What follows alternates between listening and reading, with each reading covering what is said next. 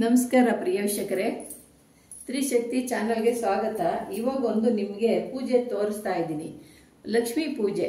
ಯಾಕೆಂದ್ರೆ ಒಂದು ಪೂಜೆ ಮಾಡ್ತಾ ಇದ್ದೆ, ಅಮ್ಮ ಲಕ್ಷ್ಮೀ ಮಂತ್ರ, ಲಕ್ಷ್ಮೀ ಬಗ್ಗೆ ಪೂಜೆ ಮಾಡೋದ್ ಬಗ್ಗೆ ತಿಳಿಸಿ ಅಂತ ಹೇಳಿದ್ರಿ.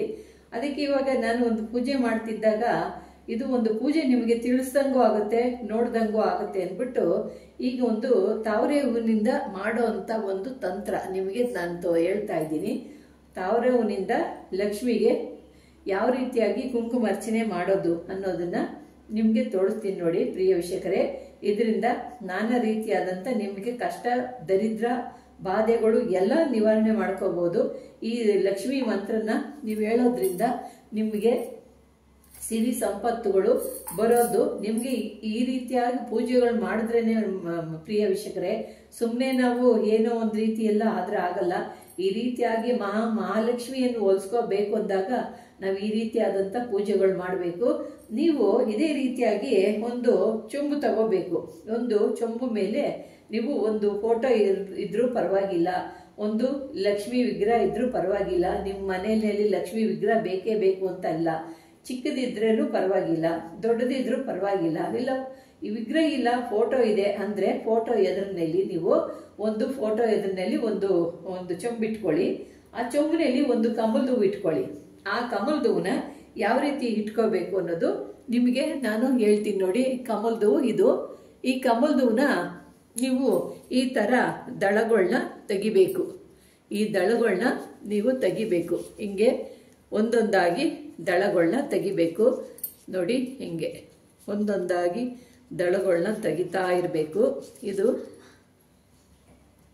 ಈ ದಳಗಳನ್ನ ತೆಗಿಬೇಕು ನೋಡಿ. ಹಿಂಗೆ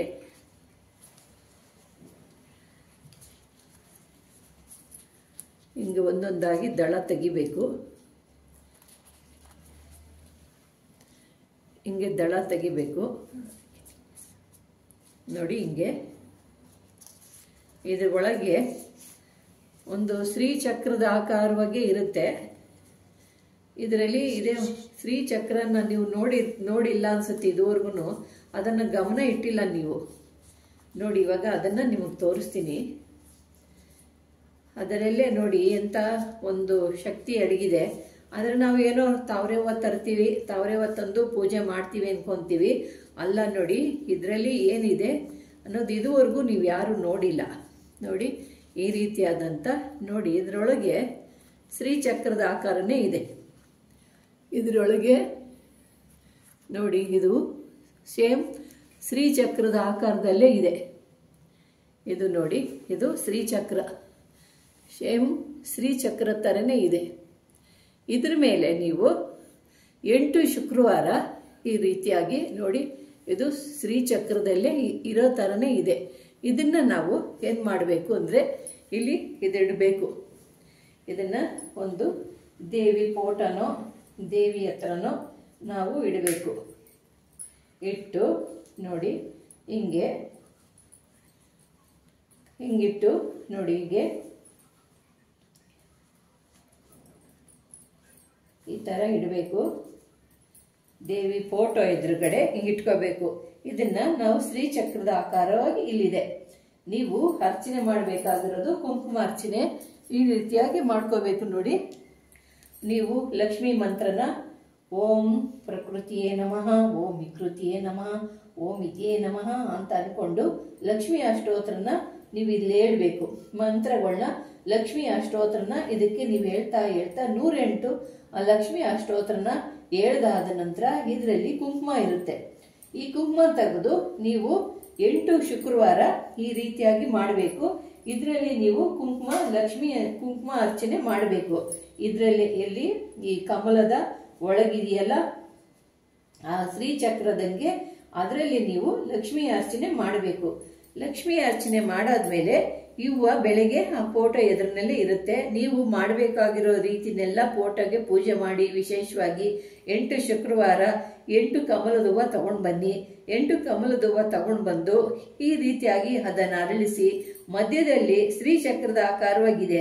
ಆ ಶ್ರೀಚಕ್ರದ ಆಕಾರದ ಮೇಲೆ ಲಕ್ಷ್ಮಿನ ನೀವು ಮಂತ್ರ ಅಷ್ಟೋತ್ರನ ಹೇಳಿ ಕುಂಕುಮ ಅರ್ಚನೆ ಮಾಡಿ. ಕುಂಕುಮ ಅರ್ಚನೆ ಮಾಡಿಬಿಟ್ಟು ಈ ಶುಕ್ರವಾರ ಆಯಿತು, ಕುಂಕುಮ ಅರ್ಚನೆನ ಮಾಡಿರೋದನ್ನು ತೆಗೆದು ಒಂದು ಬಟ್ಲಲ್ಲಿ ಹಾಕಿ ಇಟ್ಕೊಳ್ಳಿ. ಈ ಹೂವು ಬಂದಿರುತ್ತಲ್ಲ, ಈ ಹೂವನ್ನ ತೆಗೆದು ಸ್ವಲ್ಪ ಎಲ್ಲಾದರೂ ಒಣಗಿಸ್ಕೊಳ್ಳಿ. ಒಣಗಿಸ್ಕೊಂಡು 8 ಹೂಗಳನ್ನೂ ಹಾಳು ಮಾಡ್ಕೊಳಕ್ ಹೋಗ್ಬೇಡಿ, ಇದರಲ್ಲಿ ಇರೋದು ಶಕ್ತಿ.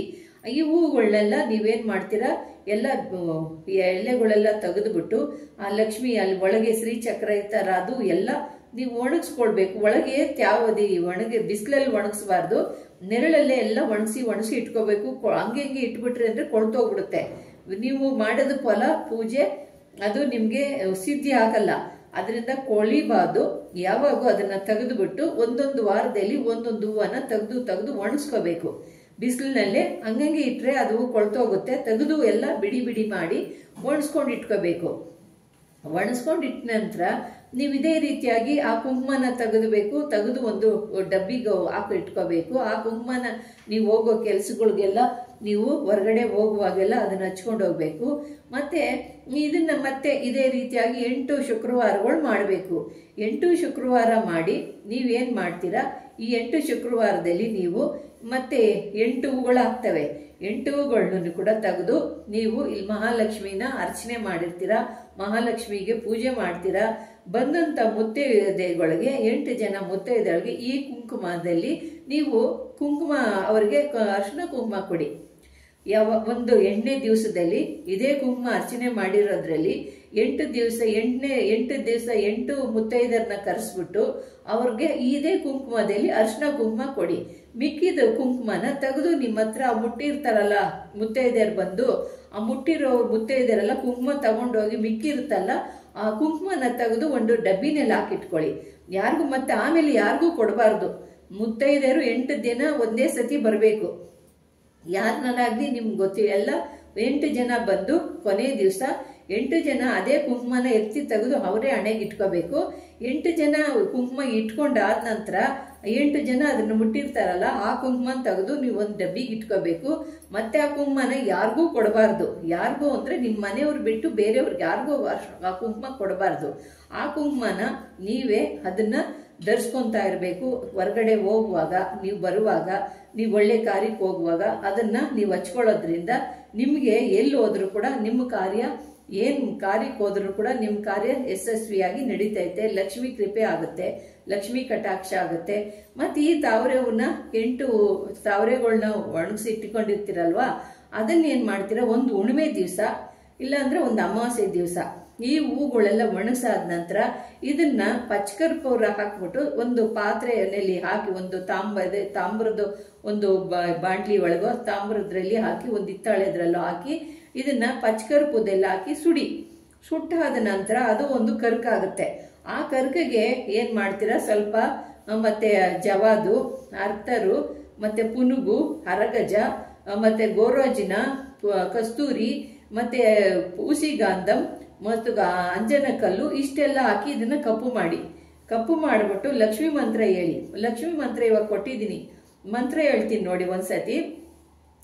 ಓಂ ರೀಂ ಲಕ್ಷ್ಮೀ ಮಹಾಲಕ್ಷ್ಮಿ ಸರ್ವಕಾಮಪ್ರದೆ ಸರ್ವಸೌಭಾಗ್ಯದಾಯಿನಿ ಅಭಿಷ್ಟಾರ್ಥ ಪ್ರಯಚಂ ಸರ್ವೇ ಸರ್ವಾಗತೆ ಸ್ವರೂಪೆ ಸರ್ವರುಜನ ಮೋಚಿನಿ ರೀಂ ಸ್ವಹ. ಈ ಮಂತ್ರನ ಹೇಳ್ಕೊಳ್ಳಿ. ಈ ಮಂತ್ರದಿಂದ ಮಂತ್ರನ ತುಂಬಿ, ಕಪ್ಪುಗೆ ಈ ಮಂತ್ರನ ತುಂಬಿ ಒಂದು 10,000 ಸತಿ ಹೇಳಿ. ಅದು ಪೂರ್ತಿಯಾಗಿ ನಿಮಗೆ ಅದರಲ್ಲಿ ಲಕ್ಷ್ಮಿಯ ಅನುಗ್ರಹ ನಿಮಗೆ ತುಂಬುತ್ತೆ. ವ್ಯಾಪಾರ ಮಾಡೋವಾಗ ಇಟ್ಕೊಂಡೋಗಿ, ನೀವು ಏನು ವ್ಯವಹಾರ ಮಾಡಿದ್ರು, ಏನು ಕಾರ್ಯಕ್ಕೆ ಹೋದ್ರು ನಿಮಗೆ ಲಕ್ಷ್ಮಿ ದಿನೇ ಆಕರ್ಷಣೆ ಆಗ್ತಾ ಇರ್ತಾಳೆ. ನಿಮ್ಗೆ ಲಕ್ಷ್ಮಿ ಅನ್ನೋದು ನಿಮಗೆ ಯಾವ ಮೂಲೆಯಲ್ಲಿ ಬರುತ್ತೆ, ಯಾವ ಕಡೆ ಬರುತ್ತೆ ಅನ್ನೋದು ನಿಮ್ಗೆ ಗೊತ್ತಿರಲ್ಲ. ದಿನೇ ನೀವು ಶ್ರೀಮಂತರ ಆಗ್ತಾ ಇರ್ತೀರ. ಇದು ಸತ್ಯ. ನೋಡಿ, ಈ ಪೂಜೆಗಳೆಲ್ಲ ನಾನು ಮಾಡ್ತಾ ಇರ್ತೀನಿ ನೋಡಿ. ಇವೆಲ್ಲ ಇವೆಲ್ಲ ನಾನು ಮಾಡಿರೋದನ್ನ ಇವಾಗ ನಿಮ್ಗೊಂದು ವಿಡಿಯೋ ಮಾಡೋಣ ಅಂತ ನಾವು ನಿಮಗೆ ತೋರಿಸ್ತಾ ಇದ್ದೀನಿ. ಇದು ಮಾಡಿ ನಿಮ್ಗೆ ಇವತ್ತು ತಿಳಿಸಿ ನೀವು ಇದನ್ನ ಮಾಡ್ಕೊಳ್ಳಿ ಪ್ರಿಯ ವೀಕ್ಷಕರೇ. ಇದರಿಂದ ನಿಮ್ಗೆ ವಿಶೇಷ ಫಲವಾಗುತ್ತೆ. ನೀವು ಈ ತರ ವಿಗ್ರಹ ಇಟ್ಟು ಮಾಡಿ ಅಂತ ನಾನು ಹೇಳ್ತಿಲ್ಲ. ವಿಗ್ರಹ ಯಾರ ಮನೇಲಿ ಇಟ್ಕೊಳಕ್ ಆಗಲ್ಲ. ಅದನ್ನ ಒಂದು ಫೋಟೋ ಇಟ್ಕೊಳ್ಳಿ. ಆ ಫೋಟೋನಲ್ಲಿ ಈ ತರ ಮಾಡಿ, ಗಜಲಕ್ಷ್ಮಿ ಇರಬೇಕು.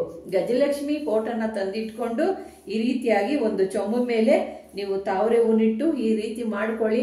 ಆ ಮಹಾಲಕ್ಷ್ಮಿ ಶಾಶ್ವತವಾಗಿ ನಿಮ್ಮ ಮನೇಲಿ ಇರ್ತಾಳೆ.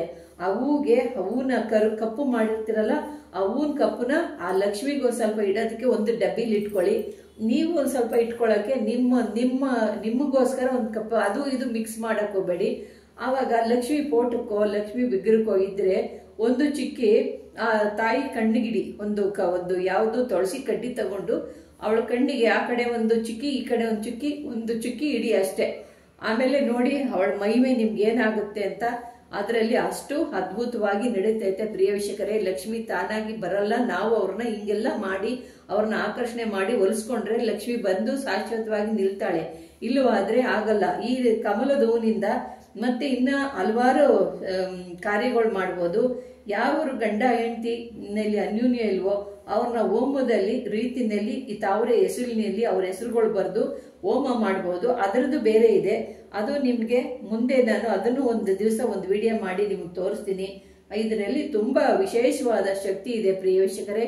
ನಿಮ್ಗೆ ಇಷ್ಟವಾದ್ರೆ ಲೈಕ್ ಮಾಡಿ, ಶೇರ್ ಮಾಡಿ, ಸಬ್ಸ್ಕ್ರೈಬ್ ಮಾಡಿ. ನಮಸ್ಕಾರ ಪ್ರಿಯ ವೀಕ್ಷಕರೇ.